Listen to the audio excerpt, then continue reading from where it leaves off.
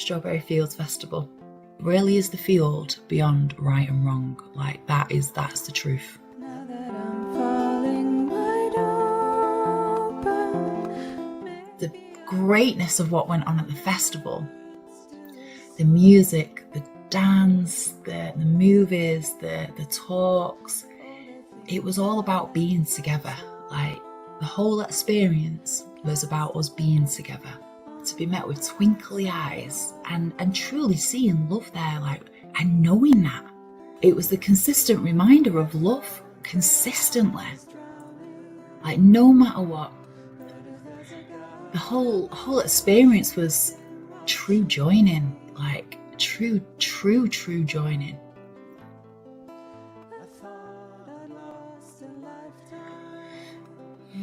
I remember when Rise, whether they were practicing, getting preps for the festival, or even on the festival days, and it being the superstructure, which is a little bit further out from the monastery grounds.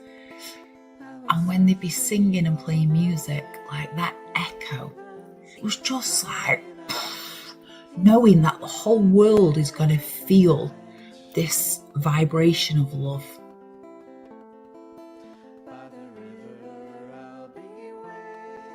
God, it was so powerful. Like, it's an experience. It's not just a festival.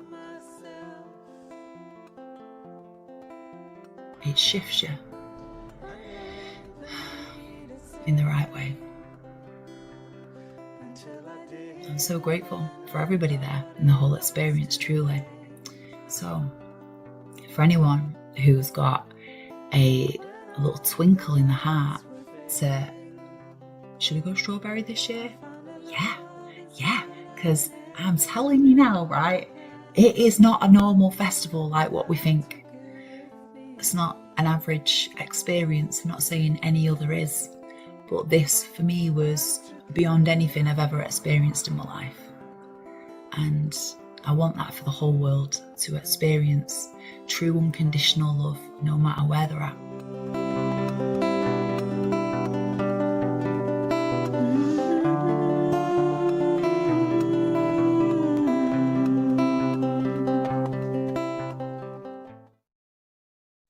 When the road feels rough and shadows fall,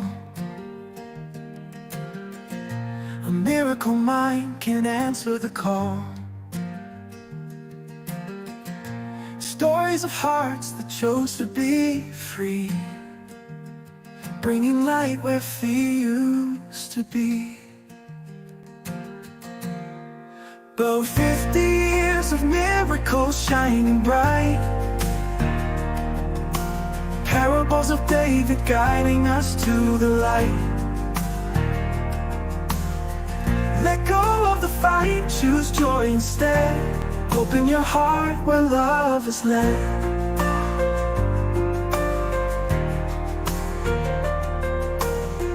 David's life shows how grace breaks through. These parables can do that for you. Let go, be willing, and change your mind. Miracles are yours to find. Though 50 years of miracles shining bright, parables of David guiding us to the light. Let go of the fight, choose joy instead. Open your heart where love is led.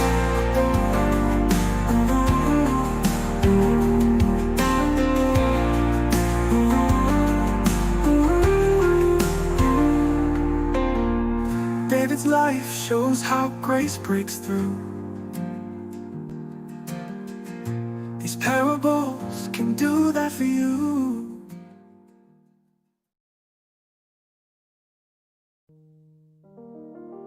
Guidance is such a practical means. Guidance is so tied in with the miracle that it is very, very, very much a part of the pathway of A Course in Miracles. The guidance is miraculous. It is what the miracle is. The miracle is just being aligned with the source and feeling that wonderful, warm, glowy kind of feeling, regardless of the specifics. The specifics may come to you, like do this, you need to stop doing this. But that warm, glowy feeling of connection is the miracle. The Holy Spirit can use any of the symbols of time and space to reach the mind, not necessarily an audible voice, but if you have the prayer of your heart, say, reach me, please help me, reach me some way. It can come in many different forms, so guidance is not limited to hearing an audible voice. Following guidance is something that is so powerful and so effective, and it is something we can all do. No one has the power to stop us. Keep asking and keep listening and keep following.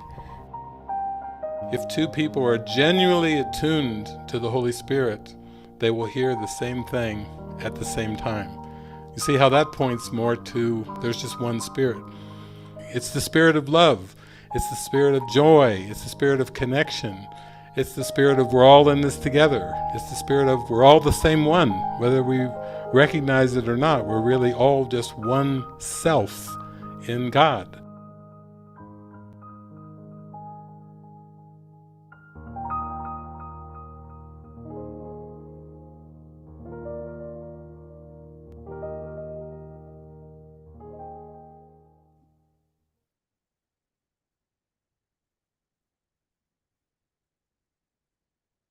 Hmm. Hey, hello everyone. Hi. Oh wow, thank you for joining me again. Such a joy to have you all here. I'm in the garden, you can see, got the garden background, and today we have a film that's in the garden. It's going to be in the garden, the Holy Spirit's garden in the mind. We're looking for a new experience, a fresh experience, clean from the past, where everything sparkles. And so that's what we're going for today. Yeah, this week has been very deep, feeling into this movie, and it's been an experience for me. It feels like too. And last week, I really had a big spark with kind of stepping into the direction that Spirit has given. And I still feel that. I still feel this spark in that direction. And then there's something else that's opening up with that too. Because even with that direction of stepping into our Spirit-given function, stepping into the guidance of the Spirit that would lift up the mind, the ego is always so tempted to still put it on the form of things. Like, why does it, sometimes look so busy? Or, what's kind of going on? Or, why can't I just meditate my way through this? Why can't I just get in contact with God just through that, in like pure stillness? But this seems to be a pathway where we're given these relationships from the Spirit.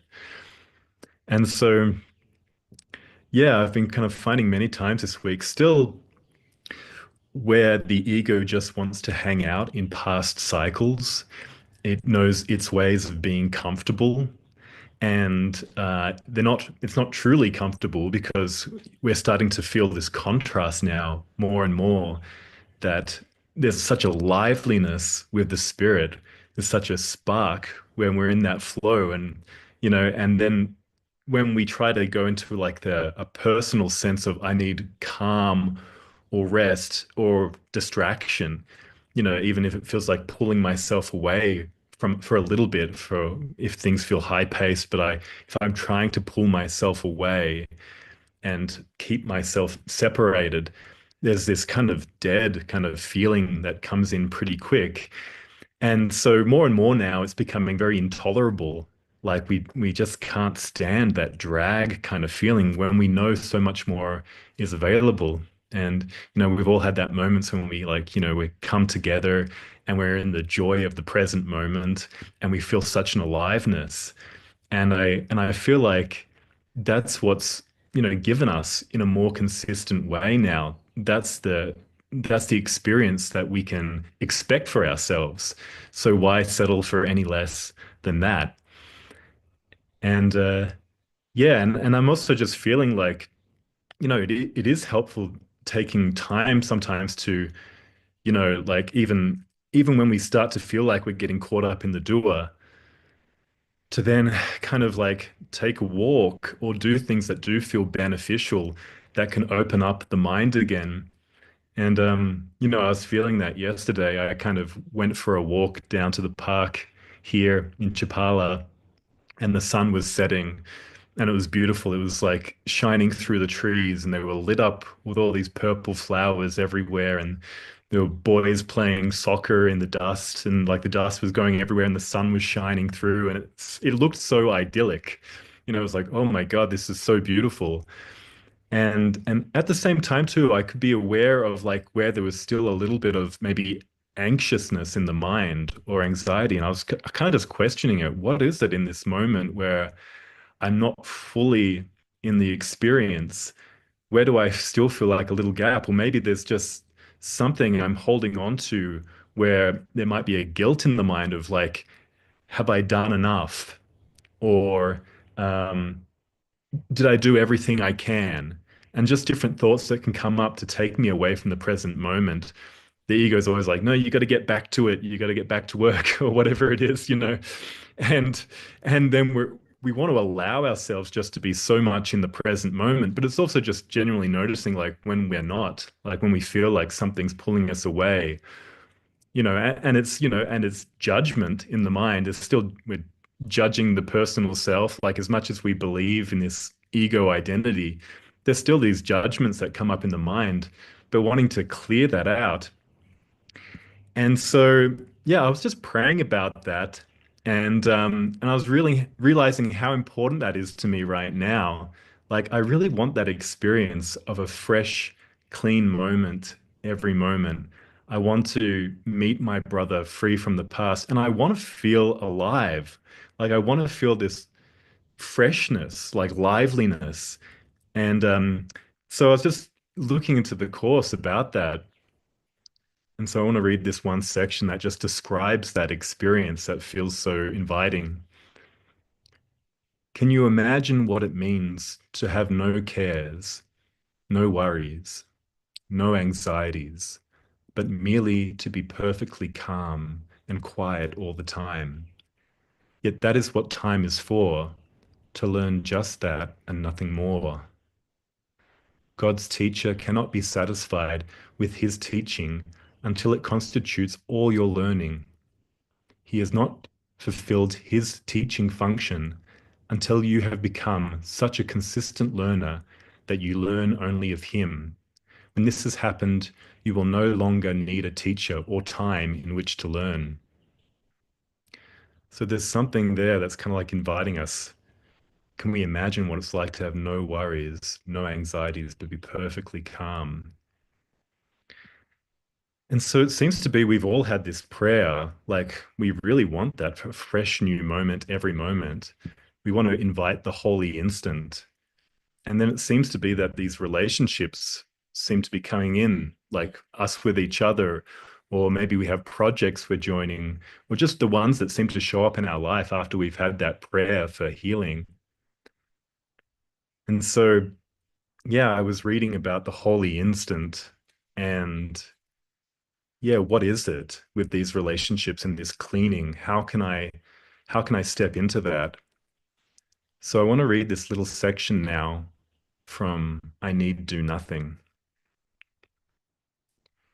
It is impossible to accept the holy instant without reservation, unless just for an instant you are willing to see no past or future. You cannot prepare for it without placing it in the future. Release is given you the instant you desire it, the holy instant. Many have spent a lifetime in preparation and have indeed achieved their instance of success. This course does not attempt to teach more than they learned in time, but it does aim at saving time. You may be attempting to follow a very long road to the goal you have accepted. It is extremely difficult to reach atonement by fighting against sin. Enormous effort is expended in the attempt to make holy what is hated and despised. Nor is a lifetime of contemplation and long periods of meditation aimed at detachment from the body necessary. All such attempts will ultimately succeed because of their purpose, yet the means are tedious and very time-consuming, for all of them look to the future for release from a state of present unworthiness and inadequacy. So, yeah, this is talking about relationships, how we've been kind of given relationships as our pathway to fast track the healing. And yeah, I want to talk about this movie I've picked out today because it's so funny. Sometimes, like, I feel like when I'm praying about a movie, I have a theme that comes to my mind, and then I'm going through and something catches my eye with a movie, and I don't even know, what it is. Like, why is that one coming to me right now? And that's what happened this time when I found this movie. It kind of really took me into this experience of like opening up to the holy instant. I was like, wow, I wasn't really expecting to go into that today, but that's what came in. And the movie I found is called At Satcham Farm, also known as Uncorked. And it's from 1998. And the main actor in there, let me see if I have his name written down, is Rufus Sewell. And he's playing a character called Ross. It's interesting too, in the same year, this actor did Dark City. And so he's been doing some of these classic awakening movies that we have. But this movie is not like Dark City. It's very sweet. It's very heart opening. And it's going to show us too where the main character, Ross, he's got a very loving heart and he's got this beautiful gift too. It's going to be through his playing guitar that it really shines in this movie. But he's buried that very, very deep. And he's not recognizing the gifts that the Spirit's given him to really shine. Instead, he's kind of been afraid of that and he's kind of pushed it away. There's something there of like recognizing this true worthiness that comes through intimacy, like intimacy with my brother, stepping towards my brother, and that I might truly be seen for who I am. The ego gives us such a bad rap that we're afraid that others are going to see the same thing in ourselves while we're believing the ego story. So Ross has been terrified that others are going to see him for who he truly is. He has such a sweet, loving heart. And somehow he's been accepting much less for himself. At the start of this movie, you're going to see like he's going to be joining with his partner, Kendall. And he's going to start to talk about all the things that he's been trying in his life to make it. And he's still trying to get success in the world. Success is like the thing he's holding onto. Like that's going to be the thing that brings me peace. Instead of he's not quite in touch with this opening up to being seen yet. And he's going to be talking about how much of a failed businessman he is, all the things that he's been trying to do in his life, all the different endeavors he's been going through.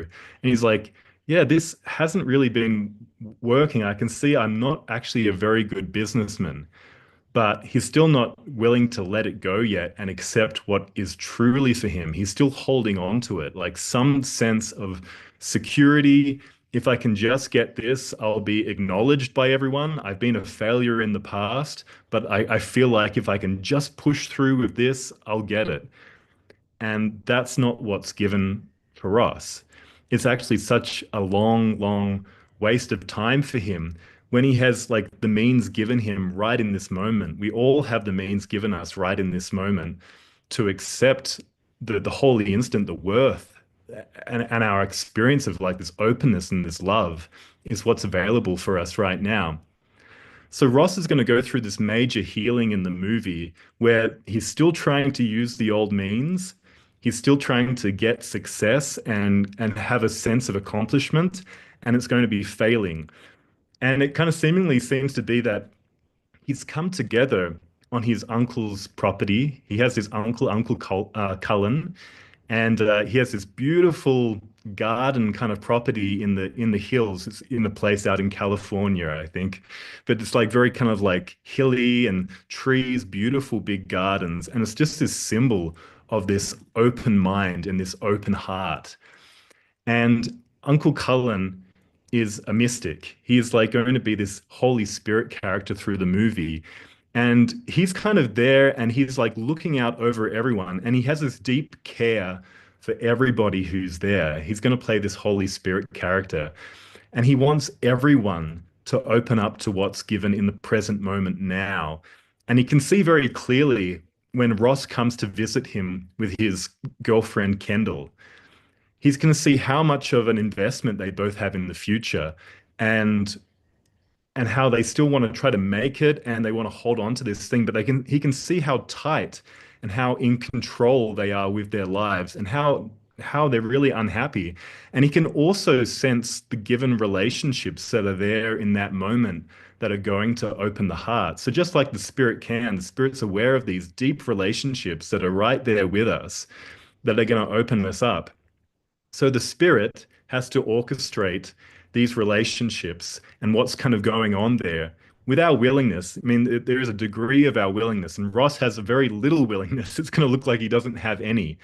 But you can see he will start to open up. Even in the start, he's starting to question, I'm a really bad businessman. Things in this life haven't been working out for me very well at all. Why am I still trying to proceed down this pathway? He has this coming up, and that's his little crack, although he kind of dismisses it pretty quickly. But we will see there is a willingness there. So I want to talk about, yeah, I'll just continue on with that reading I had before because it goes a bit into the relationships. Your way will be different, not in purpose, but in means. A holy relationship is a means of saving time. One instant spent together with your brother restores the universe to both of you. You are prepared. Now you need but to remember you need do nothing. It would be far more profitable now merely to concentrate on this than to consider what you should do. When peace comes at last to those who wrestle with temptation and fight against the giving in to sin, when the light comes at last into the mind given to contemplation, or when the goal is finally achieved by anyone, it always comes with just one happy realization: I need do nothing. And so I've always found that part of the course really interesting too. I need do nothing, especially when it seems like we're involved in so many busy doings. Like the spirit can seemingly provide so many things, so it kind of seems counter sometimes. I need do nothing. But it's really talking about this personal doing, this personal striving that's coming in. The Spirit's plan can actually be very, very simple. Do only this, do just this. And actually, it's the Spirit who does it through us.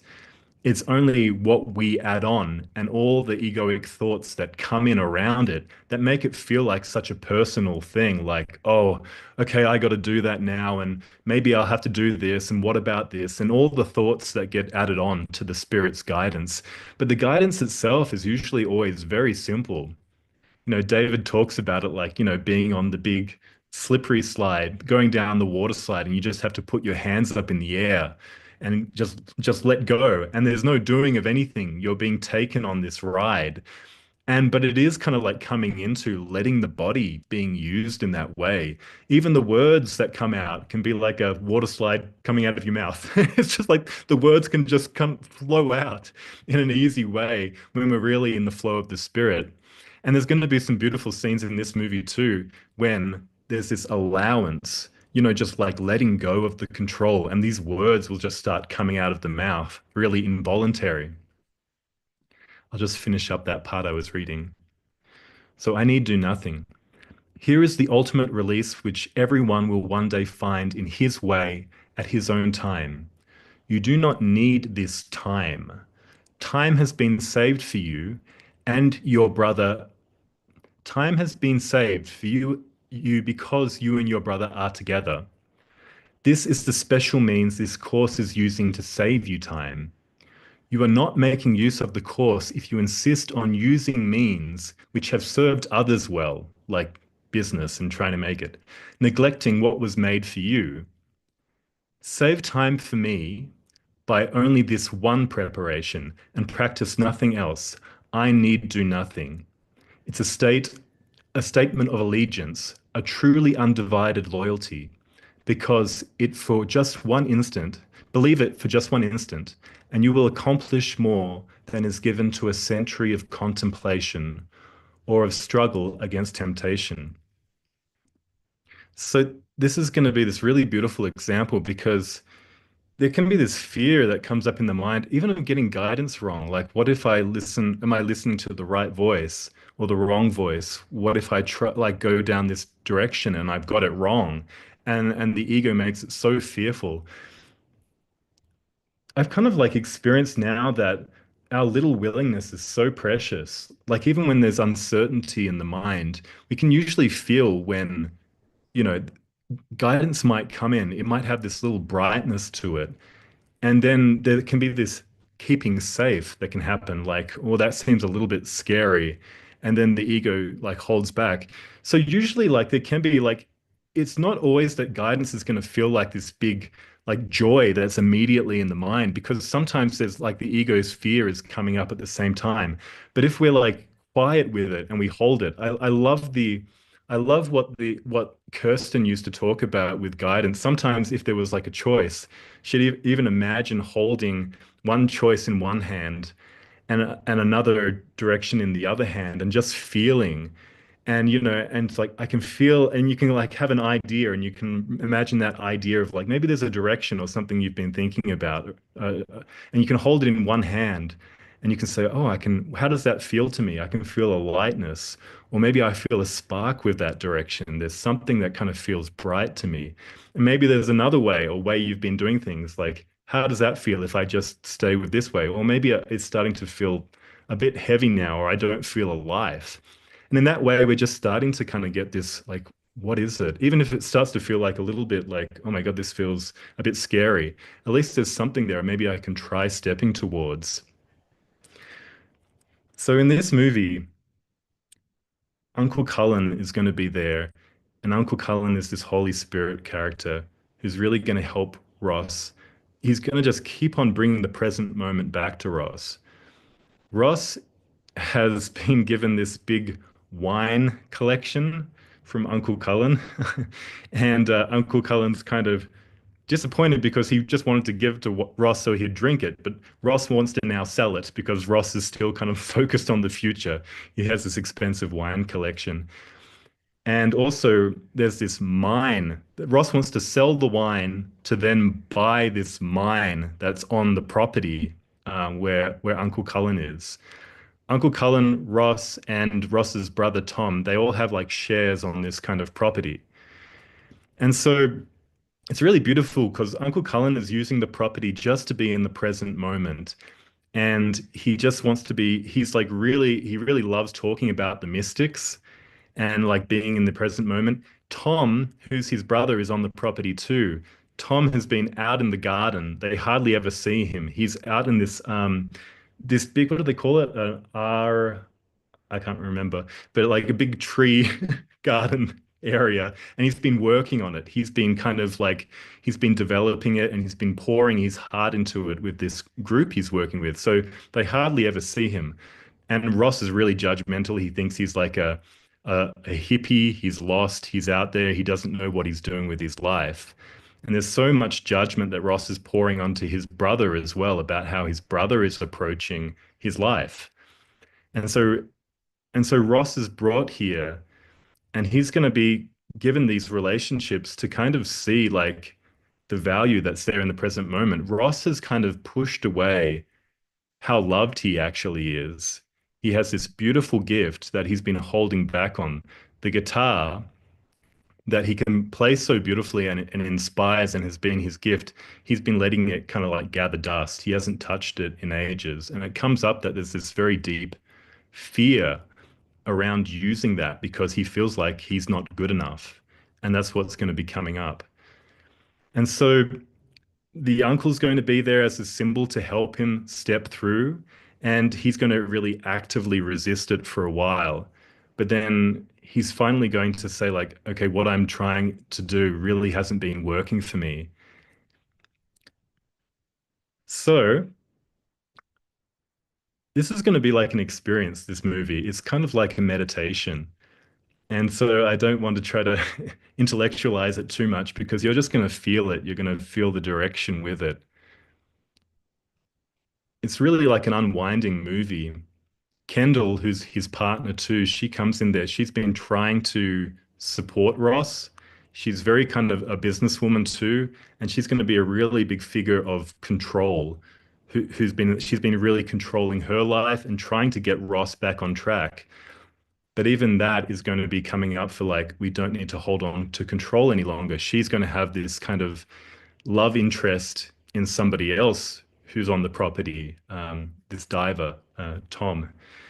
And so these relationships are going to start to come in that are more obvious for their healing, each character's healing. Each ego dynamic has a beautiful way to open up because they're all coming together now for healing. So I just want to let this movie be like an experience.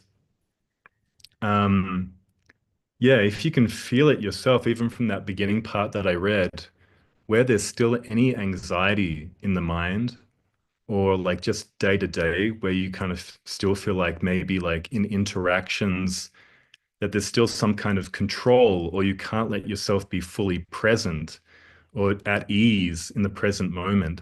That's just kind of like highlighting there's something there that needs to come up for healing now, an old way of being, an old way of controlling that no longer serves us. And the means are given for an experience to open up now, to open the heart. So maybe we can start with that and play the movie, and I'll pause it throughout and give little comments. So thank you.